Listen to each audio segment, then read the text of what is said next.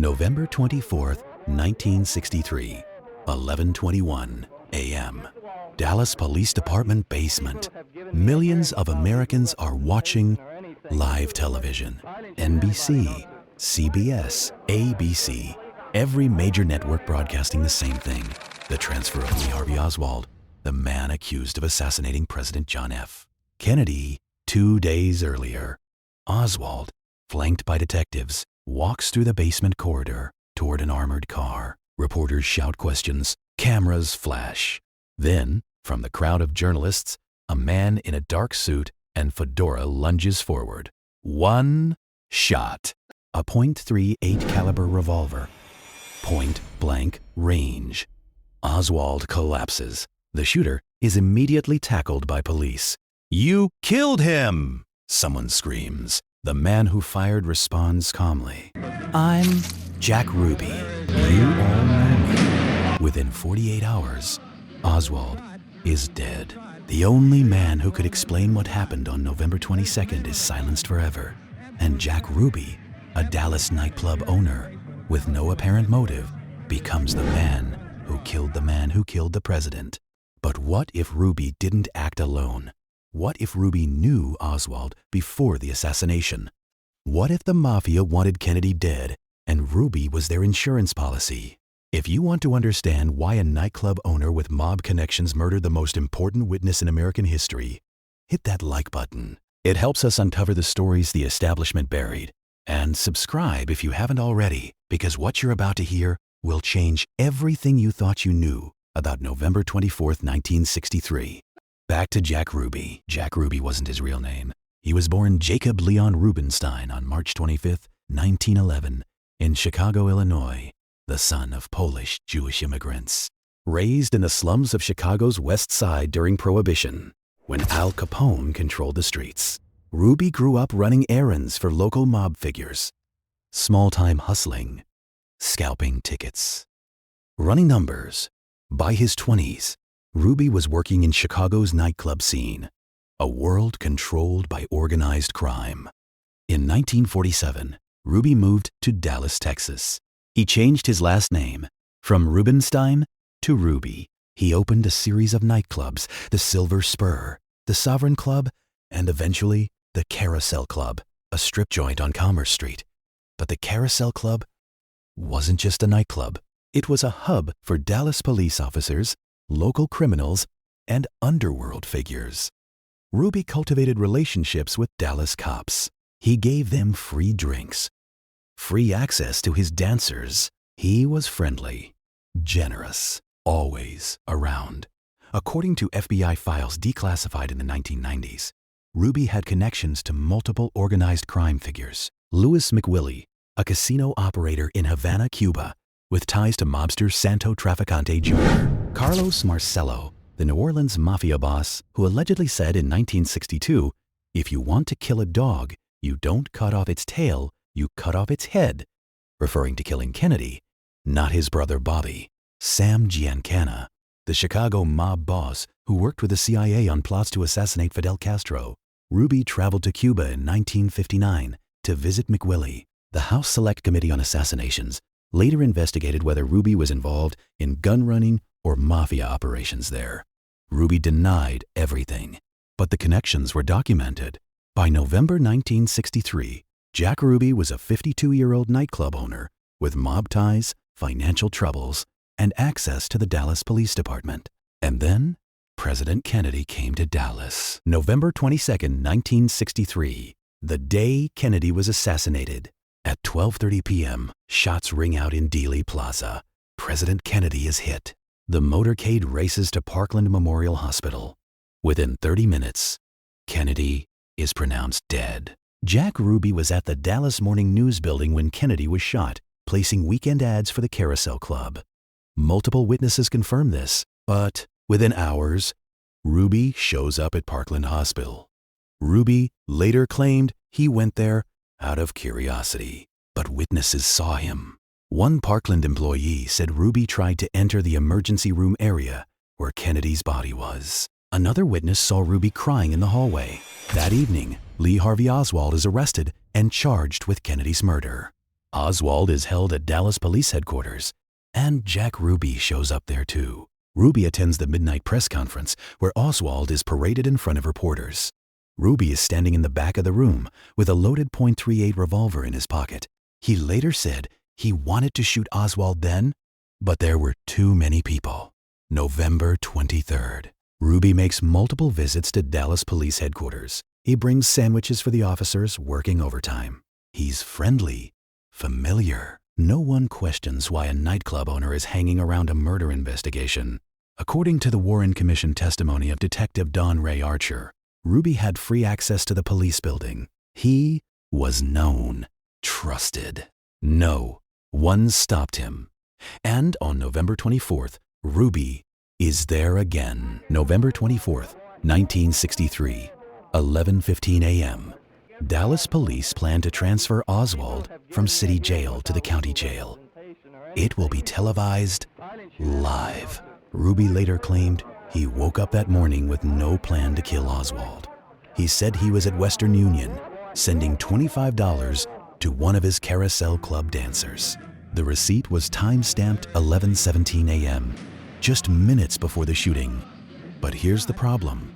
The transfer was supposed to happen at 10 a.m. It was delayed because Oswald requested to change his shirt. If the transfer had occurred on schedule, Ruby wouldn't have been there. Was Ruby tipped off about the delay? Did someone inside the police department tell him to wait? At 11:21 a.m., Oswald is escorted through the basement. Ruby steps out from a crowd of reporters and fires one shot into Oswald's abdomen. Oswald gasps, and Ruby is immediately tackled by detectives. As Ruby is being subdued, he shouts, "I'm Jack Ruby. You all know me." Oswald is rushed to Parkland Hospital, the same hospital where Kennedy died 2 days earlier. At 1:07 p.m., Oswald is pronounced dead. The only man who could have testified about the assassination is silenced forever. Ruby's first words to police: "I wanted to show that a Jew has guts." He later changed his story. He said he did it for Jackie Kennedy, so she wouldn't have to testify at Oswald's trial. But multiple witnesses contradicted Ruby's story. Ruby had been stalking Oswald for 2 days. He had his gun loaded. He had opportunities. And when the moment came, he didn't hesitate. Jack Ruby was convicted of murder with malice on March 14th, 1964. He was sentenced to death. But Ruby's behavior in prison became increasingly erratic. He began making statements that contradicted his original claim of acting alone. In 1965, Ruby requested to testify before the Warren Commission. He told Chief Justice Earl Warren, "I want to tell the truth, but I can't do it here in Dallas. You have to take me to Washington." Warren refused. Ruby was never taken to Washington. According to journalist Dorothy Kilgallen, who interviewed Ruby in 1964, Ruby told her, "The story I've told is not the truth, but I can't tell the truth because my life is in danger." In March 1965, during a press conference, Ruby stated, "Everything pertaining to what's happening has never come to the surface. The world will never know the true facts of what occurred, my motives, the people who had so much to gain and had such an ulterior motive for putting me in the position I'm in, will never let the true facts come above board to the world." When reporters asked Ruby directly, "Are you saying there was a conspiracy?" Ruby replied, "Yes." On January 3rd, 1967, Jack Ruby died of lung cancer at Parkland Hospital, the same hospital where Kennedy and Oswald died. He was 55 years old. But here's what's strange. Ruby was diagnosed with cancer in December 1966. Within weeks, the cancer had spread throughout his body. He was dead within a month. According to some researchers, the rapid progression was suspicious.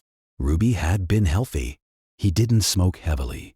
Ruby's psychiatrist, Dr. Werner Teuter, testified that Ruby believed he had been injected with cancer cells. Ruby told his lawyer, F. Lee Bailey, "They're going to find a way to kill me. They're either going to get me in here or after I get out." Ruby died before his retrial. He never testified in Washington. The truth he claimed he couldn't tell. In Dallas, died with him. Jack Ruby's connections to organized crime weren't conspiracy theories. They were documented by the FBI and the House Select Committee on Assassinations. Santo Traficante Jr., the Tampa mob boss, was imprisoned in Cuba in 1959. According to HSCA testimony, Ruby visited Havana multiple times and may have met with Traficante or his associates. Traficante later told informant Jose Alaman that Kennedy was going to be hit. Carlos Marcello, the New Orleans mafia boss, was deported to Guatemala by Attorney General Robert Kennedy in 1961. Marcello reportedly told associates, "Don't worry about Bobby. When you kill a dog, you cut off the head, not the tail." The FBI later investigated whether Marcello ordered the Kennedy assassination. Sam Giancana, the Chicago mob boss, worked with the CIA on plots to kill Fidel Castro. Giancana's girlfriend, Judith Campbell Exner, had an affair with JFK. When Robert Kennedy cracked down on the mob, Giancana allegedly said, "We put him in office. Now look how he repays us." All three mobsters had motives to kill Kennedy. All three had connections to Jack Ruby. According to the HSCA final report in 1979, Ruby's connections to organized crime were extensive. He was not simply a nightclub owner. He was a conduit between the Dallas Police Department and underworld figures. The committee concluded that while they could not prove Ruby acted on orders from the mob, the possibility could not be ruled out, and everyone connected to Ruby who might have talked ended up dead. Sam Giancana, shot in the head in 1975, 1 week before he was scheduled to testify before the church committee. Johnny Roselli, murdered in 1976, dismembered, stuffed in an oil drum, and dumped in Miami's Biscayne Bay. Carlos Marcello died in 1993 after suffering a stroke in federal prison, never charged in connection with JFK. So, why did Jack Ruby really kill Lee Harvey Oswald? The Warren Commission concluded that Jack Ruby acted alone, that he killed Oswald out of sympathy for Jackie Kennedy, that his mob connections were irrelevant. But the evidence tells a different story. Ruby was at Parkland Hospital minutes after Kennedy died. Ruby attended Oswald's midnight press conference with a loaded gun. Ruby had free access to Dallas Police Headquarters. Ruby's shooting of Oswald occurred only because the transfer was delayed. Ruby told multiple people he couldn't tell the truth in Dallas. Ruby died of cancer weeks after diagnosis. Before his retrial, the pattern is clear. Anyone who knew too much about Jack Ruby and the Kennedy assassination ended up silenced. Was Jack Ruby ordered to kill Oswald to silence him? Was Ruby the insurance policy to make sure Oswald never talked? The connections don't lie, and Jack Ruby's final words don't lie. The world will never know the true facts unless we keep digging. If this story made you question the official narrative, hit that like button. Every like tells YouTube this history deserves to reach more people. Subscribe and turn on notifications so you never miss our next investigation into the conspiracies that shaped America. Drop a comment. Do you believe Jack Ruby acted alone, or was he the mob's insurance policy to silence Oswald? Share your city, share your thoughts. Keep this conversation alive because uncomfortable truths don't stay buried forever. Thank you for watching. And remember, history doesn't repeat, but it sure as hell rhymes.